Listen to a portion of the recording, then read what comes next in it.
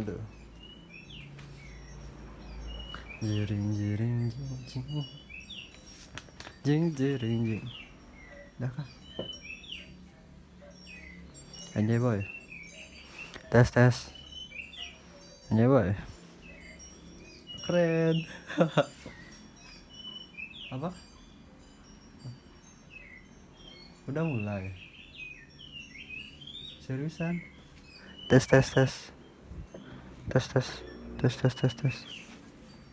Oh iya cuy. Yaudah. Yuk intro.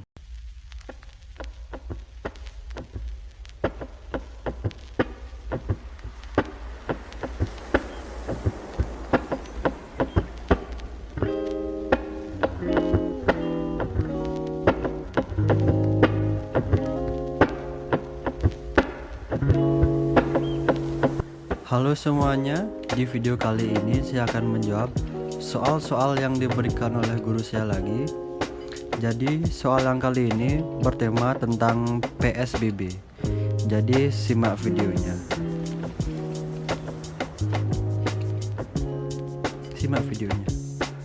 Jadi soal yang pertama itu, apa yang dimaksud dengan pembatasan sosial berskala besar atau PSBB? Jadi berdasarkan peraturan pemerintah nomor 21 tahun 2020, tepatnya pada pasal 1, di sana dijelaskan bahwa PSBB merupakan pembatasan kegiatan tertentu di suatu wilayah yang diduga terinfeksi atau terjangkit Coronavirus Disease 2019 atau COVID-19. PSBB itu sendiri merupakan strategi pemerintah dalam mencegah kemungkinan penyebaran virus corona ini, yang dimana itu sudah tertuang pada aturan PMK nomor 9 tahun 2020. Kita lanjut ke pertanyaan yang kedua. Jadi pertanyaan yang kedua itu, siapa yang berhak mengajukan PSBB dan bagaimana syarat daerah untuk mendapatkan PSBB? Jadi yang berhak mengajukan PSBB itu ialah Ketua Pelaksana Gugus Tugas Percepatan Penanganan COVID-19. Jadi dialah yang berhak mengajukan PSBB ke Menteri Kesehatan untuk mendapatkan izin melaksanakan PSBB. Yang kedua, lalu bagaimana syarat suatu daerah dapat mengajukan PSBB?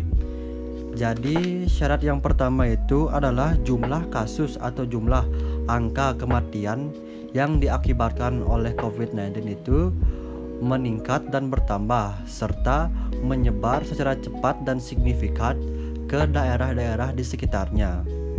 Syarat yang kedua itu adalah adanya kesamaan dalam hal pola dan pattern penyebaran penyakit COVID-19 ke wilayah tertentu atau negara-negara lainnya. Jadi adanya kesamaan pattern antara negara A dan negara B, gitu misalnya. Lalu kita lanjut ke pertanyaan yang ketiga. Pertanyaan ketiga, PSBB mengatur pembatasan kegiatan apa saja?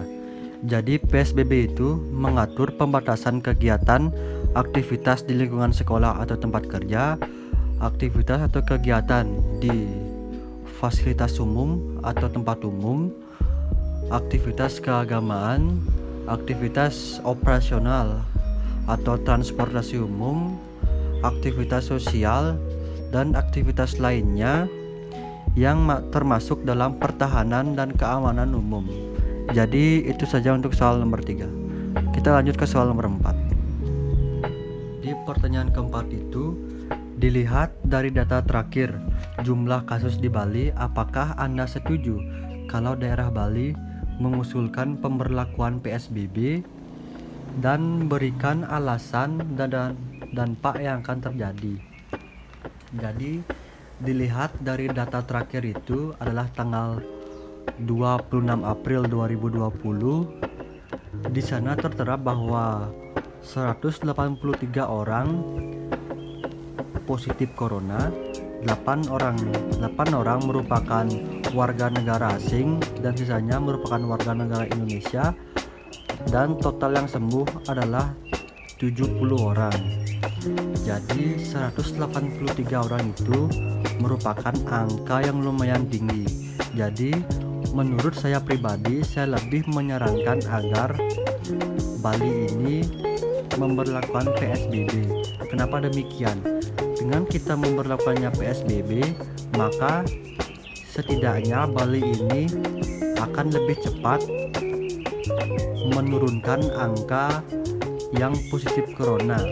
Jadi dengan cepatnya corona hilang dari daerah Bali ini, diharapkan semua warga yang ada di Bali bisa kembali bekerja normal dan menafkahi keluarganya masing-masing.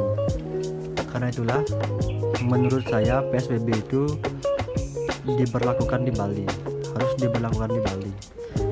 Namun dampaknya yang saya perkirakan adalah tidak semua daerah-daerah di Bali akan setuju akan diadakannya PSBB. Mengapa demikian? Menurut saya tidak semua perekonomian di daerah-daerah itu sama. Jadi misalnya daerah pertama kekurangan di dalam hal sumber pangan, daerah B kekurangan dalam jumlah hal keuangan, jadinya pastinya ada tentunya daerah-daerah yang tidak setuju dengan diberlakukannya PSBB. Jadi disinilah peran pemerintah memilih hal yang tepat dilakukan untuk daerah Bali. Ya, mungkin segini aja video dari saya, karena soalnya semua sudah saya bacakan dan saya sudah jawab semua. Jadi buat kalian yang belum terkena virus corona, tetap diam di rumah, stay safe, dan jangan keluar kalau tidak ada keperluan mendesak. Dan jika kalian ada keperluan mendesak, saya harapkan kalian melengkapi diri dengan masker dan hand sanitizer. Saya Yoga Sancita, see you next time. Peace.